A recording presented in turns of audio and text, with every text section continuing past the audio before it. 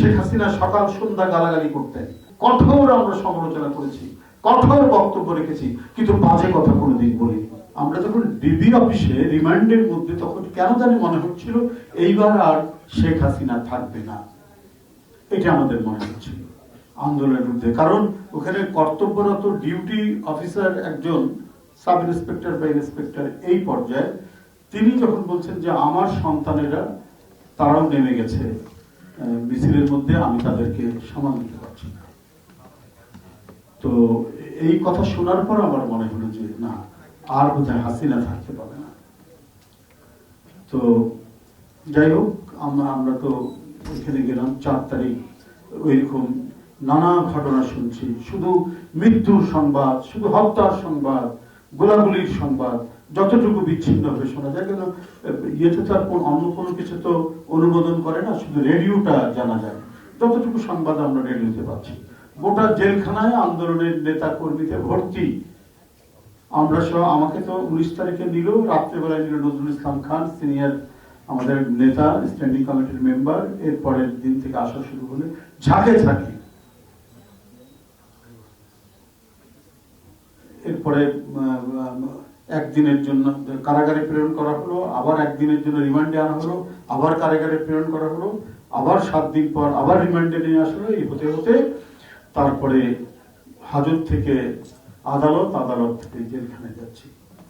তো তখনও আমরা সংশয়ের মধ্যে আছি যে সিরাজগঞ্জে শুনলাম থানা অ্যাটাক হয়েছে, অনেকে হতাহত হয়েছে। এই সংবাদগুলো আমরা পাচ্ছি নানাভাবে। 5 তারিখ 9:30 10টার দিকে যখন শুনলাম সেনাবাহিনীর প্রধান 1টা-1:30টার দিকে বক্তৃতা করবেন, তখন আমরা মনে করেছি খেলা শেষ, শেখ হাসিনা নাই। এরপরে আমরা সংবাদ পাচ্ছি যে এরকম যাত্রাবাড়ি থেকে লাখে লাখে মানুষ ছুটে যাচ্ছে সেই গণভবনের দিকে, উত্তরা থেকে লাখে লাখে মানুষ ছুটে যাচ্ছে গণভবনের দিকে। এই সংবাদগুলো আমরা পাচ্ছি 1টা-1:30টার সময়। উনি বক্তৃতা করলেন, আমরা রেডিওতে শুনলাম। এখানে শুধু বিটিভি আসে ঝিরিঝিরি, তাও সবার জন্য ওটা অ্যালাউ করে না, অল্প আমরা শুনতে পেলাম। তো যাই হোক, আমরা মনে হলো মৃত্যুর দুয়ার থেকে ফিরে আসলাম। মুক্তির, আমরা জেলখানাতেই আছি, কিন্তু মুক্তির যে স্বাদ, আনন্দ সেদিন আমরা উপভোগ করেছি। আমরা অনেকেই, প্রত্যেকটি বিল্ডিং ভিতরে যে হাজতের বিল্ডিং গুলো, প্রত্যেকটা ভর্তি হচ্ছে আন্দোলনের নেতা কর্মী। তো প্রত্যেকটি বিল্ডিং থেকে আনন্দ উল্লাসের শব্দ পাচ্ছি আমরা। আমি, রফিক টফিক, আমরা সব এক বিল্ডিং এর মধ্যে। ওটা সূর্যমুখী, ওটার নাম, যেখানে আমাদেরকে আটকে রাখা হয়েছিল। আশেপাশে মেলা কর্ণফুলী, আরো নানা বিল্ডিং আছে। যাই হোক, এই আমরা তো আমাদের আনন্দে কাটলো। তারপরের দিন 6 তারিখে আমরা মুক্তি পেলাম, মানে মনে হলো যে মুক্ত বাতাসে আমরা পেলাম। তবে একজন এখানে ঠিক বলেছেন, যদি হাসিনার পতন না হতো এবং এই আন্দোলন যদি ব্যর্থ হতো, আমাদের অনেকের ফাঁসি হয়ে যেত। এই রাশেদ সুন্দরভাবে ঘটনা প্রবাহ সিকোয়েন্স গুলো বর্ণনা করেছেন।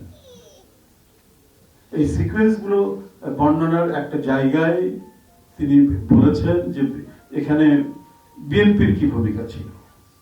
তো হাসিনা 22শে জুলাই নিজে সংবাদ সম্মেলন করে বলছে যে আমি জানি এর পিছনে কে আছে, বিএনপি আছে, এদের পরিণতি অত্যন্ত খারাপ হবে। আপনারা দেখবেন এখনো আছে, তার ডকুমেন্টস আছে। তার কয়েকদিন পর ওবায়দুল কাদের বলছে, তখন তুঙ্গে উঠেছে। ওবায়দুল কাদের বলেছে উচিত শিক্ষা দেওয়া হবে, উচিত শিক্ষা দেওয়া হবে এদেরকে। এরপরেও যে কথাগুলো বলেন খুব দুঃখজনক।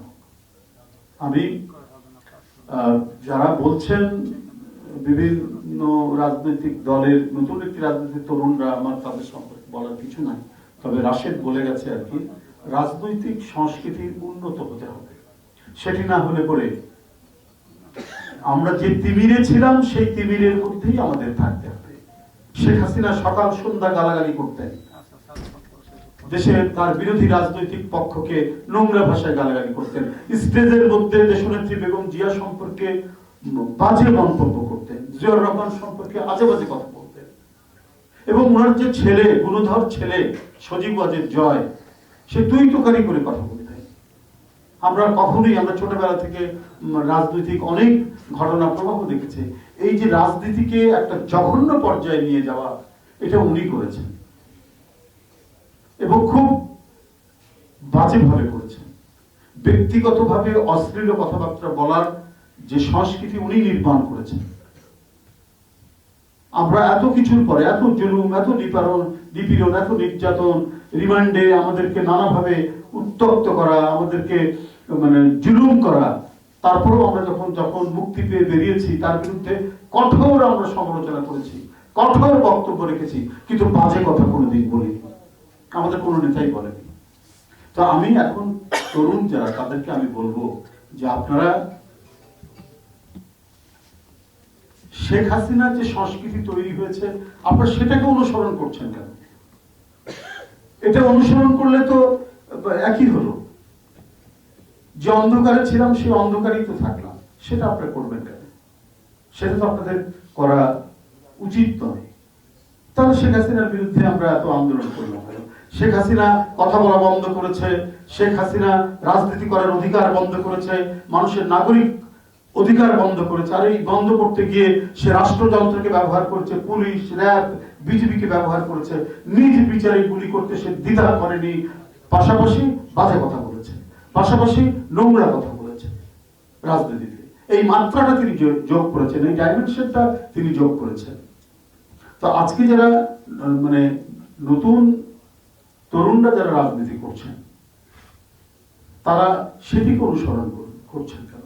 শেখ হাসিনার মধ্যে যদি আবার সমাজের মধ্যে ঘৃণা ছড়ান, বিভেদ বিভাজন ছড়ান, শেখ হাসিনা তৈরি করেছে, একটা ফ্যাসিজম তৈরি করতে হলে একটা বয়ান তৈরি করতে হয়, ওই বয়ান তৈরি করে ওটার মধ্যে দিয়ে জনগণের মধ্যে একটা বিভাজন রেখা টানতে হয়।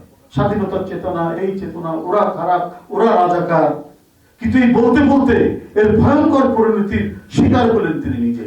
ওই ছোট বাচ্চারাই যখন বলা হলো যে এর সব রাজাকারের পুত্র, শেখ হাসিনা নিজে বলেছেন, তখন ছেলেমেয়েরা গান গেয়ে, বিনা হাতে গান গেয়ে, বিনা অস্ত্রে গান গাইতে বললেন যে আমাদের বলা হয় রাজাকার, কে বলেছে স্বৈরাচার।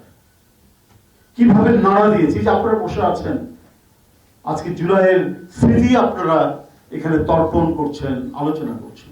আপনারাই তো, আপনার ওই সন্তান যে রাস্তায় যেতে চেয়েছে, স্কুলের পোশাক পরা, টিফিনের ব্যাগ কাঁধে নিয়ে, তার সাথে মা হাঁটছে, তার সাথে বাবা হাঁটছে, এই ধরনের এক অনন্য বিপ্লব, এই ধরনের একটি অনন্য জাগরণ বাংলাদেশের ইতিহাসে বা পৃথিবীর ইতিহাসে খুব কম হয়েছে।